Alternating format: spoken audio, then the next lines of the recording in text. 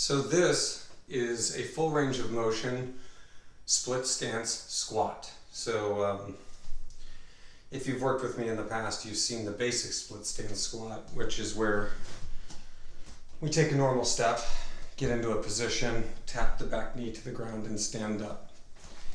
If you want to work on full depth range of motion, you need two platforms. Obviously something stable and sturdy that's going to allow you to move in full range of motion without having to worry about them slide.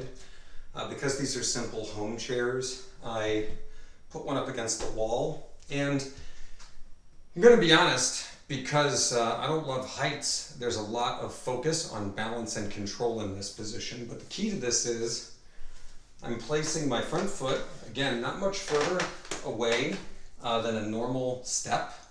I'm going to stand up, keeping my hands on something I can balance with when I set up.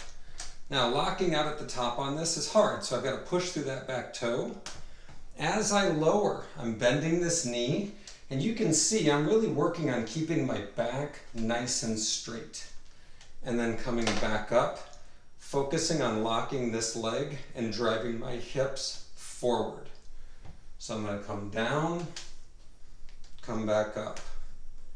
Down, come back up, down, come back up. I'm going to grab onto this for balance. I'm going to switch, and then from here, same thing, lowering down, really at the bottom, focusing on settling into the position without relaxing, and then coming back up, locking, down, coming back up, down, coming back up, just like so. But this is a full range of motion split squat.